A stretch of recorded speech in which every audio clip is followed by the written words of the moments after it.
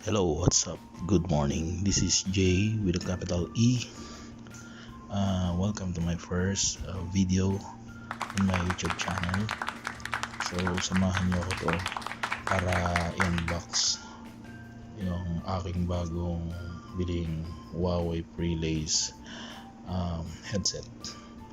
So, let's take a look what's inside the box para at the same time may idea rin yung mga nagbabalak na bumili ng ganitong klaseng headset. Of course maganda siya, kaya siya yung napili ko. So try natin i-review siya.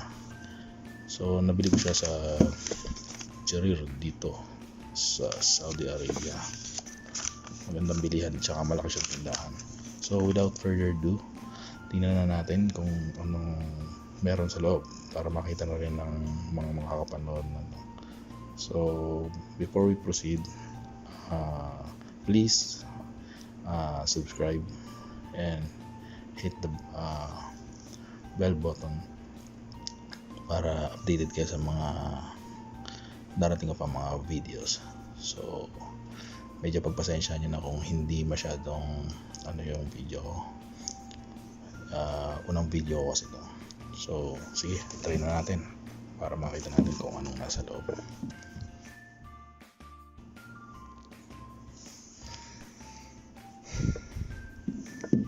Try na natin siyang buksan dito.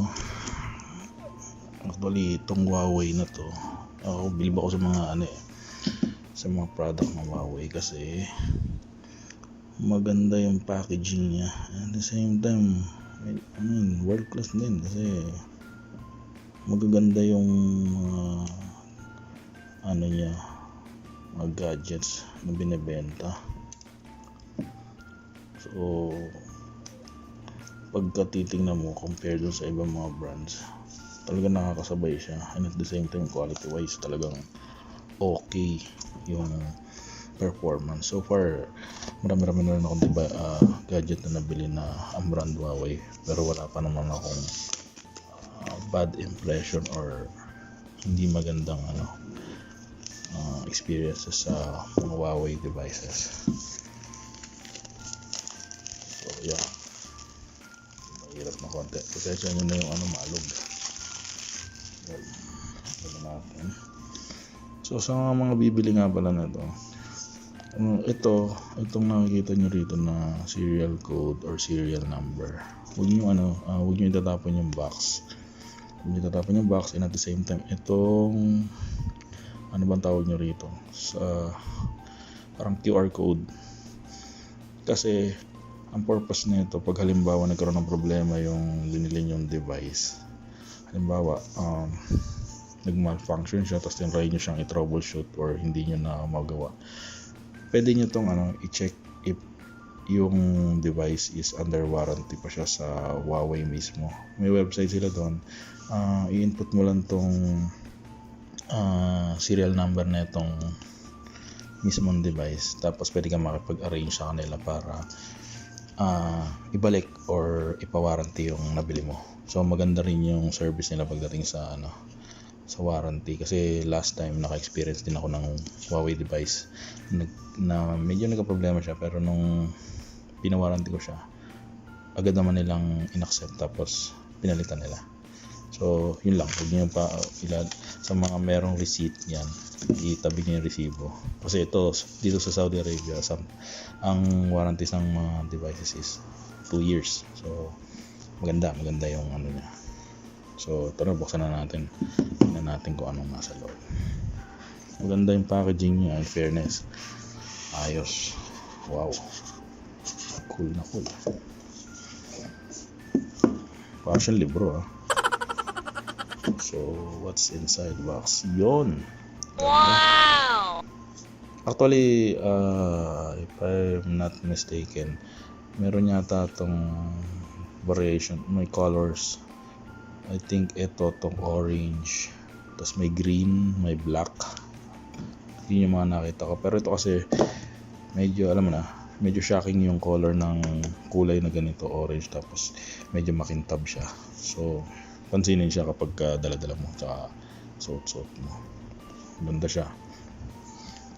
Ganda yung dito sa may head neck, tawag ba rito, yung parang bending radius niya tamang-tama dun sa sa liig ng yung sukat size ng neck natin. So hindi siya basta-basta matatanggal. Actually, kaya ako nasabi yun kasi na-try ko na rin siyang doon sa kakilala ko. Sinuot ko na tinry kong gamitin. Sakto-sakto siya. So even if nagja-jogging ka or any nag-drive ka or nagtatrabaho ka, komportable siyang gamitin.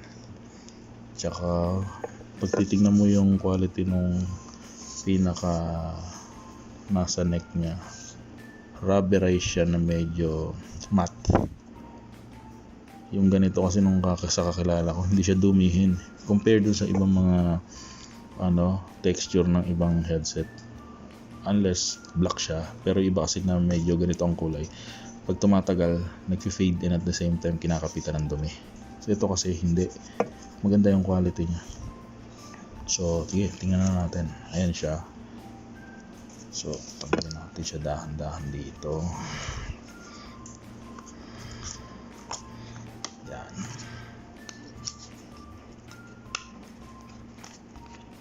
So napili ko siya kasi unang-una ang mobile na gamit ko is Huawei.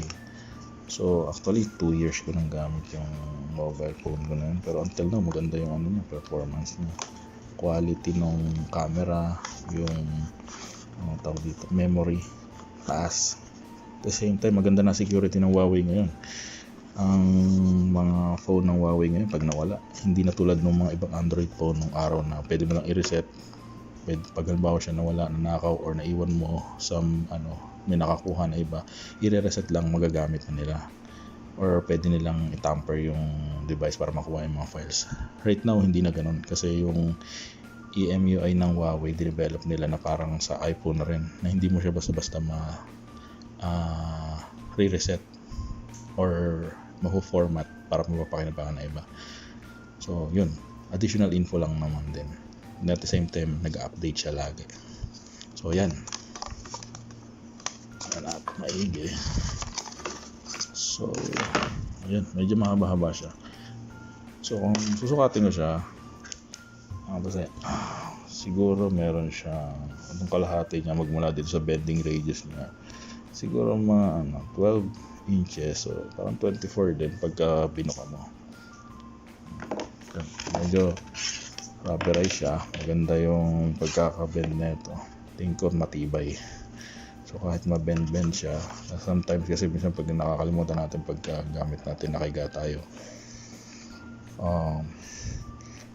minsan nakakalimutan natin na tanggalin sa neck. So tingin ko to matibay ito kasi so far yung nakita ko na gumagamit nito nakakalala ko, hanggang till now gumagana pa rin. Ayun, so meron siya nito, yung CE tag niya, tapos meron siya ito.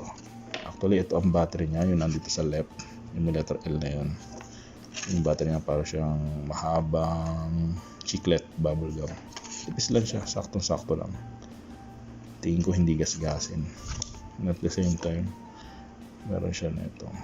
Maganda yung build ng earpiece niya. Yeah. Tapos dito naman sa my right side niya, dito yung pinaka-control, volume rocker mo. Tapos andito yung pag tinignan mo siya, volume rocker pag magcha-charge ka. Tanggalin natin ng plastic.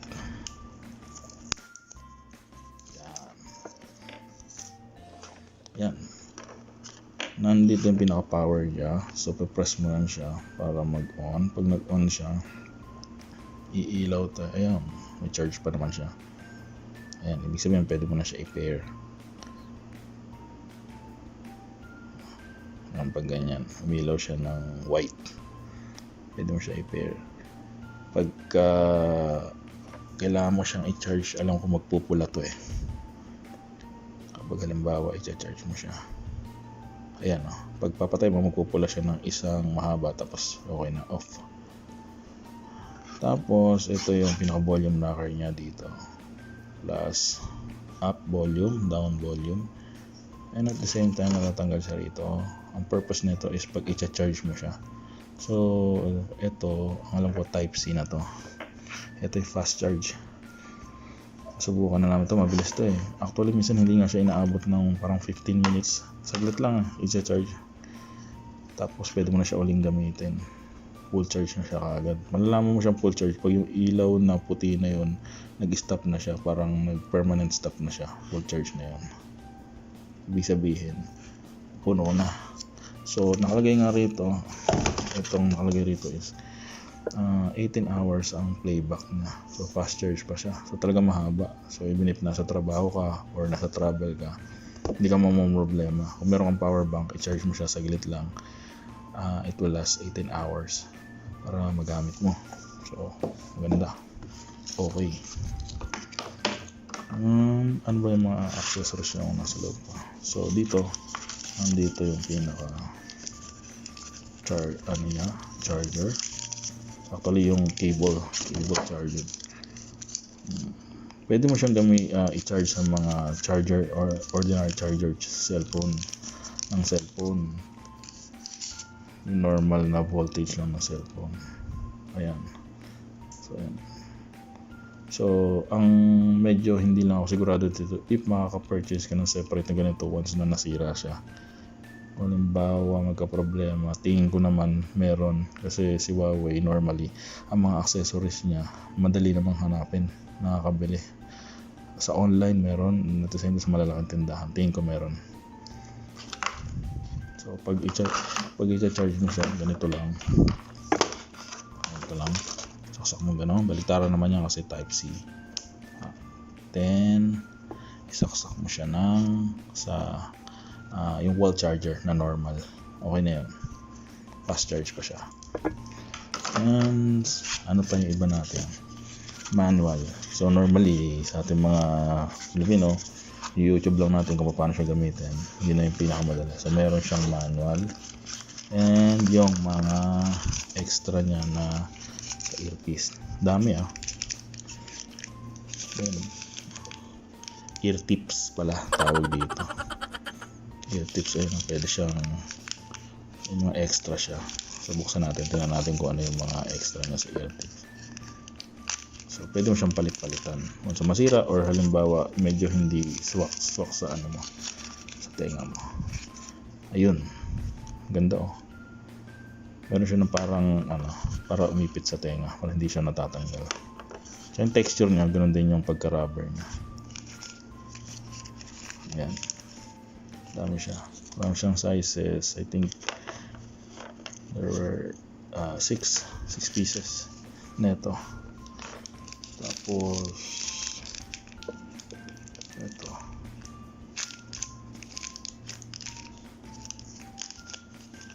ayan, meron siya ng walang 2, 4, 6, 8, 10 10 piraso na different sizes yung one. So galing. So, meron siya nito. So ito mga ganito, tabi nyo kasi para just in case na gusto nyo siyang palitan or halimbawa lilinisin nyo, isa-sanitize nyo yung pag nagamit mo na siya ng matagal, pwede mo siyang ipang-replace for the meantime. So yun lang. Ano to ba? So meron lang siya nung pinaka-manual na. Huawei. Bibihira naman na ginagamit ng tao to, pero much better kung babasahin. Ako kasi binabasa ko wala, medyo makapal-kapal. So yun lang. Ano ba? Ayun, ganda ng packaging niya.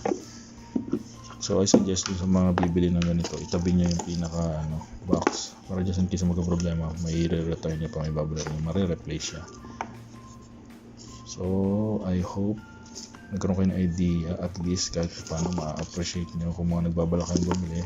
Siya pala ang price nito dito sa Saudi Arabia is 249 SAR. So more or less siguro sa pera natin kulang-kulang 3,000, pero kung dyan sa Pilipinas makakabili ka siguro nito ng mga 2.5 lang. Medyo mababa ng konti dyan sa atin. Alam mo naman, depende pa rin sa palitan. Pero all in all, ang tingin ko rito quality wise dun sa aesthetic niya, pagdating dito sa ano niya, sa pinaka physical appearance niya, maganda. Yung pagkakagawa niya makinis, sa quality talaga siya. Hindi ganito ipapahiya sa just in case na i-compare sa ibang headset. So yun lamang po, maraming salamat. Nawa ay magkita pa po tayo at marami pa tayong video na mapag-sharean sa aking YouTube channel. So don't forget to subscribe and hit the bell button para updated kayo sa mga darating pa mga videos. Hopefully sana maging okay na lahat. And God bless you. Thank you so much sa panonood. Bye bye.